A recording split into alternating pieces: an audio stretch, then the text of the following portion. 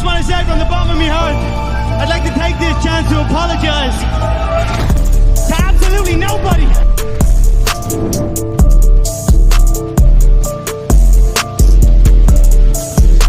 What's good, everybody? I took a year off from playing 2K, did not get NBA 2K24. My mental health is amazing, okay? I still have the exact same controller I had last year. If you know, you know. And then me and Tet17, we got together. We said, hey, let's do a live stream playing 2K online.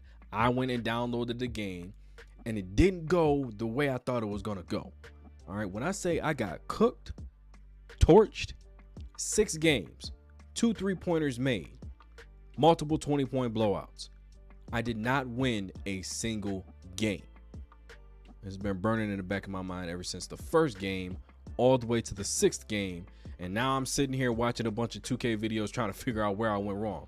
Why am I so lost? I played 22, played 23, was great at both games, took a year off, and I am trash now. We got to fix that. All right, so NBA 2K25 is set to drop next week. I got the early release, so I will be streaming on the 2nd, but I got to know how to play the game. I just paid $150. Making sure my wife didn't hear me. $150 to get. All right, so Joe Knows is going to give us a complete breakdown of what we can expect from NBA 2K25. Timing profiles. You have layup timing and shot timing profiles. So for layup timing, you have real player percentage, low, normal, and high risk. You still have your shot timing visual cue. At least in the demo version, you couldn't create the custom cue that they had talked about, so you could just choose from the ones from last year. So I put it on push. And then for the shot timing profile, you see it's set to difficulty based, which is basically just automatically adjust depending on the difficulty you're playing on. So I don't know how that's going to work with online gameplay, if that's going to be an option. Now, I always played real player percentage, all right, because I feel like it's the most realistic. If I have Steph Curry in a situation where he's wide open in the corner, him making and missing the shot is not solely dependent on me getting a green. It's actually dependent on his actual real life percentage. So he should hit 4 out of 10, at least, if I have a decent release. You know what I mean? When I played 2K the other night, when I tell you I hit 2 3-pointers in 6 games, Ray Allen 0 for 10. Now, there's new things like low risk reward, normal, high risk. I'm pretty sure high risk is where there's going to be a lot riding on the fact of, do you get a green in your shot meter and have a perfect release? That'd be absolutely terrible for me. Now, no timing required. All jump shots are based off real player percentages. That's a little bit more in my speed because it's a little bit more realistic. I play basketball, okay? And I mean that in the sense of I'm trying to have a real life experience through the video game. I'm not playing for combinations, trick shots, or, you know, different combo moves or anything like that. So I think that's what's been throwing me off. I'm trying to have a realistic basketball experience while everybody else has mastered the art of the game.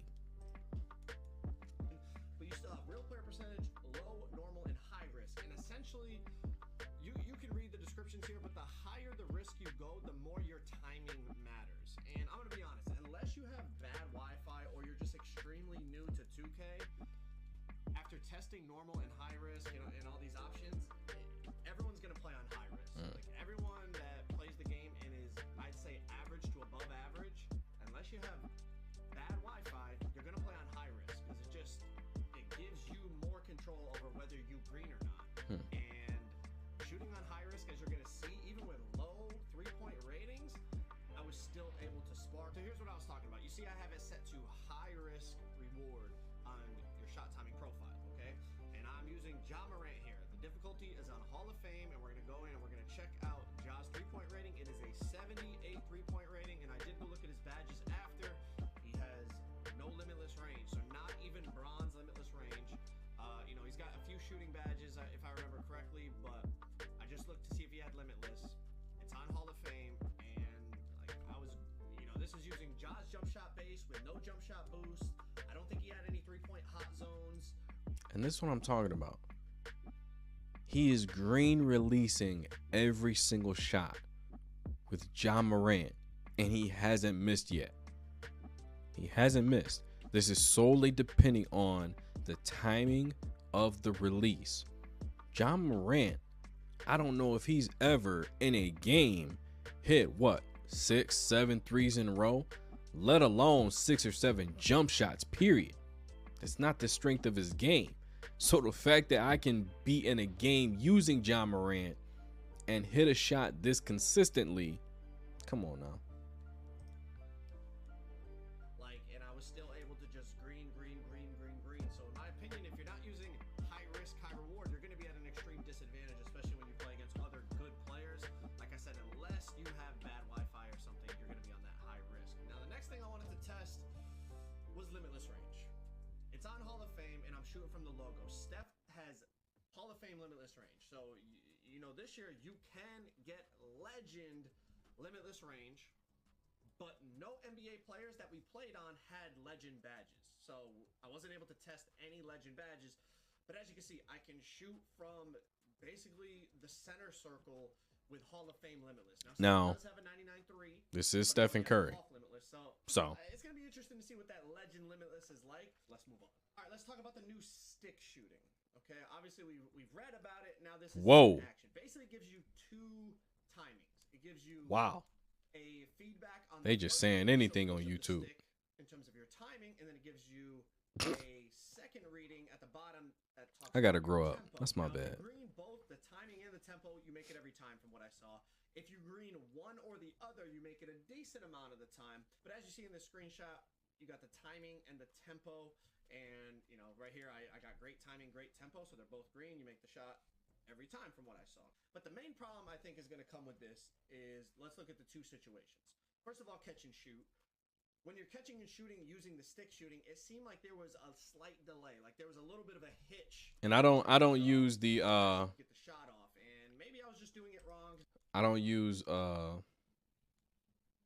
R3 to shoot. So I'm gonna just skip this part. Where we at? Let's see. Comboing up and creating space and then using the stick to shoot. So experiment with it as you want. I'll probably test it out a little bit more, but I think I'm just going to be shooting with the button on that high risk, high reward. Go-to shots. These are actually pretty cool. How effective will they be? I'm not sure. And did they soup up the green window on these? I don't know, because I was greening reds and yellows on these like crazy. And yes, this is on Hall of Fame. That is a very tight red coverage that we're going to get into shortly. On Hall of Fame difficulty over Michael Jordan, who has straight Hall of Fame defensive badges. Here's another one right here with Kevin Durant, and it's a greened another red contest over Chris Middleton. So the go-to shots, the reason I like them is just because they look really, really nice. Aesthetically, they are very pleasing. They look very like they literally, as a fan of the NBA, they look just like the player movements from. So listen, all right, we all know those players online that will cheese one move because it is absolutely green every single time. This is not going to fix that problem. Not even a little bit. All right. This is going to be business as usual. All right. They're going to spam this. Just like people spam the hezzy, people spam the double cross step back. They're going to spam this, the signature shots. Some of them are a little slow and they don't create a lot of space. So I don't know how much people will actually use them in like online gameplay. But the one thing that is good about these, as we read in the courtside report, if you watched that video or read about it yourself, you can, at any moment out of those combinations, you can speed boost out of it. You can also at any moment, as you, let's say you go tween, behind the back, tween, pop. At any moment in that sequence, you can do a different dribble move. So let's say I go tween, behind the back, tween, and then I want to just do like an escape and run right. I can escape and run right at any moment within that whole sequence. And that's like the shot canceling feature that they were talking about. And I was a little skeptical because I was like, well, on past 2Ks, you could shot cancel. Like you do a hop jumper, you just don't shoot it, right? You do a hop jumper and then just like run out of it.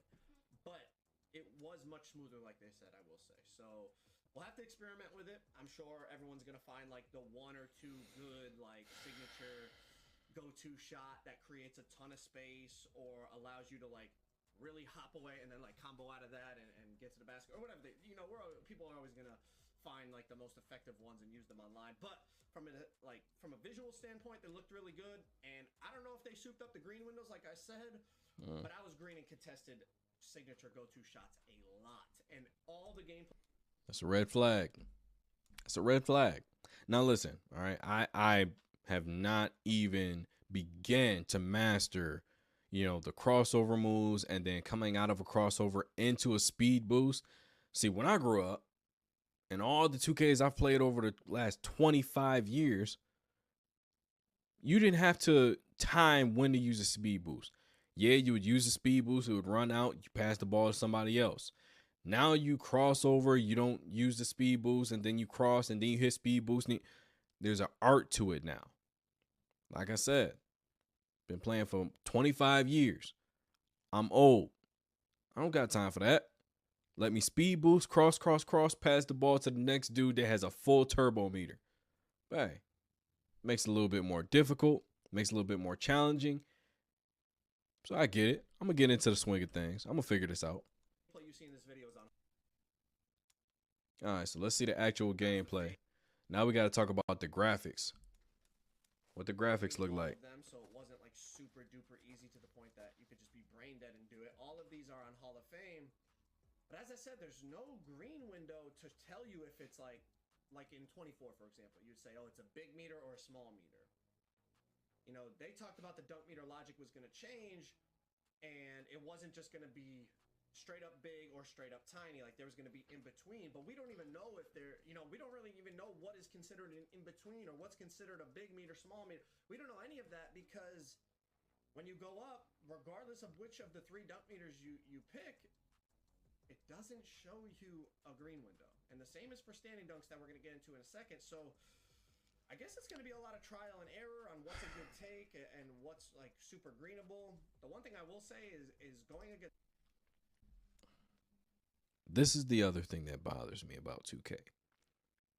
Why do we have a meter for dunks and layups? Now look, granted, in real life, people blow layups, all right? But the most simple part of the game should be a dunk or a layup. Your rating should dictate whether that goes in. If you have a 65 dunk, you're not going to have a good chance of going down into the lane and trying to dunk on somebody.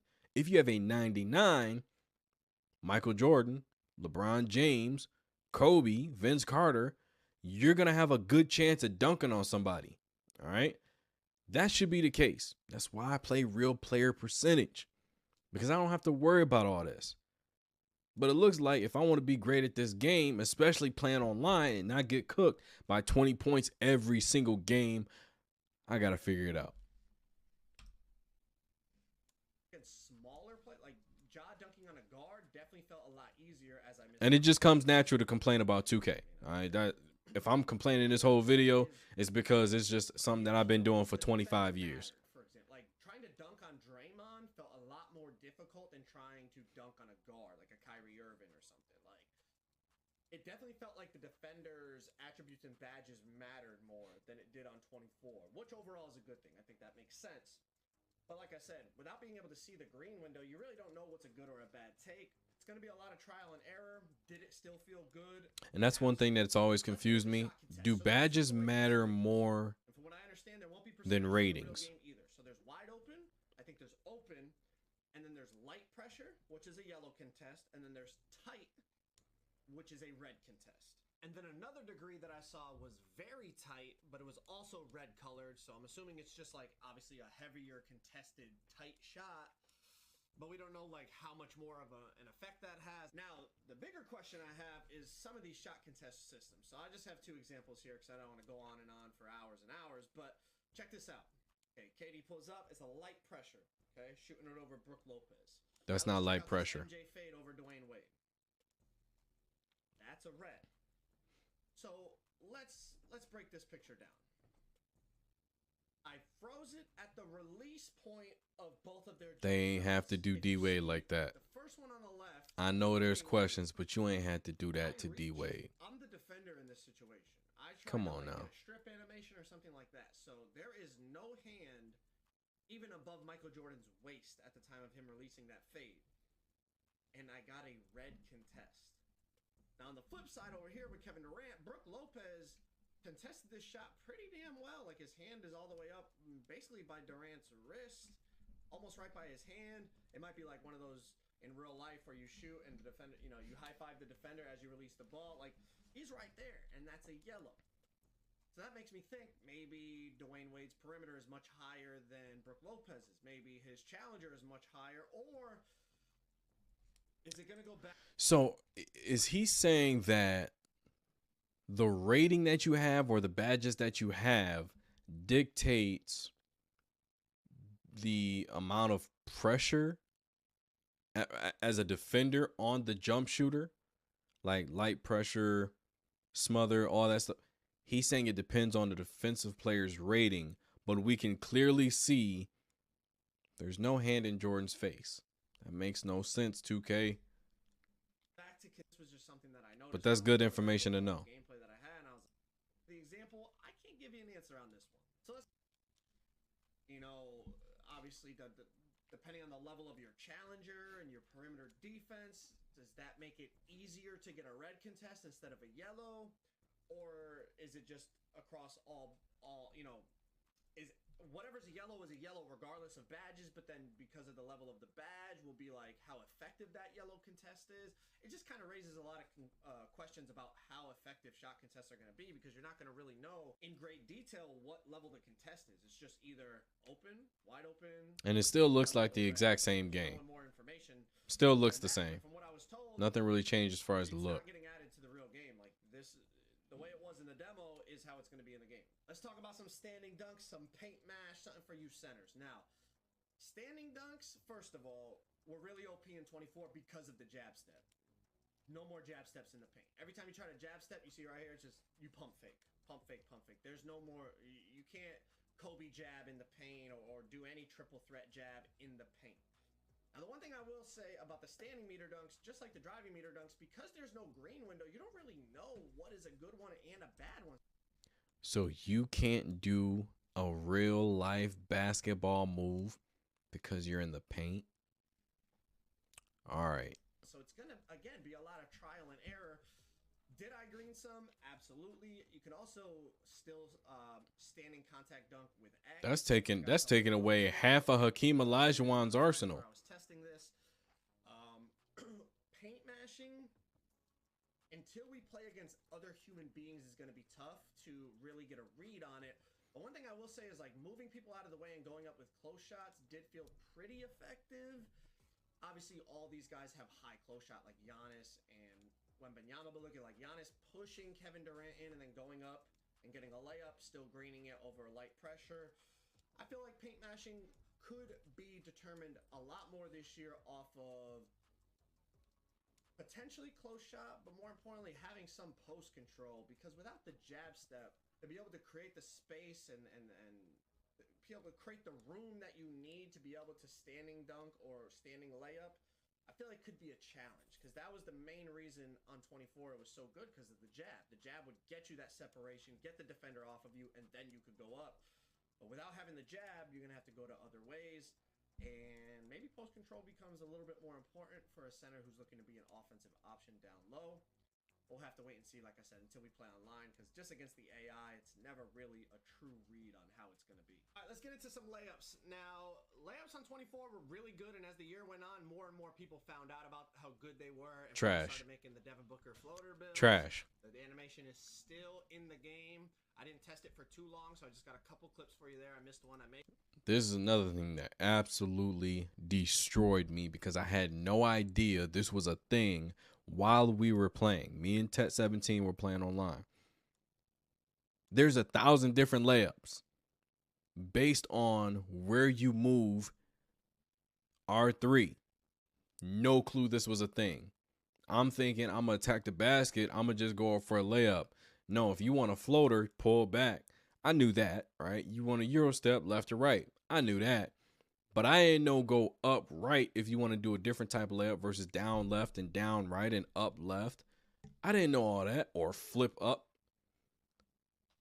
All these different options and variables on how to get off a layup. And couple that with the meter, you could potentially blow a wide open layup for game. And then we're back to square one because I'm going to need a new controller. Made one. But also in the game, scoopers. Scoopers are back. You still get the cheese body-to-body scooper animation. They did not remove that. Now, the thing about this is, I don't even know if the devs know this is in the game. Like, once people found this move out, they did it a lot in Pro-Am. I know some people did it in the stage. It was a bit more of a sweaty move, but basically, you could just body through somebody even if they had a 99 strength and you had no strength. Strength had nothing to do with it, and that's why I'm not sure the devs even know this is in the game. So that body-to-body, like, scooper cheese layup animation is still a thing, and it is still very effective. I greened some yellows with it, and most of them said open.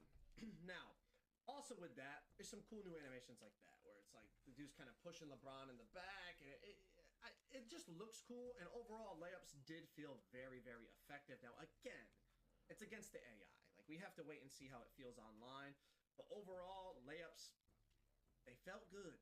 The D-Book floater's back, the scooper's back. Even if you don't get the scooper cheese layup, like where you the body-to-body scooper cheese, just even regular scoopers felt good.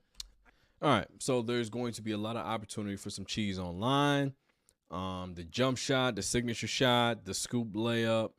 Now, I do think that everybody is still going to buy the games, all right? But little things like this that's going to create an opportunity to continuously do and get away with the same thing over and over again, that ain't real basketball, because everybody's going to make adjustments. No, in 2K, you can literally get away with doing all of these things over and over again and destroy competition. That takes it away, a little bit for me. But you know what? Like I said, coming back. The real is back. The Ville is back. Flow Bananas here. Do you get copyrighted for reciting lyrics? Probably should have thought about that. Give this video a like, subscribe to the channel. Let me know in the comments. Are you going to be playing NBA 2K25 on the early release date, on the coming out date, or are you just going to avoid it altogether and wait till 26? That's one more for the good guys.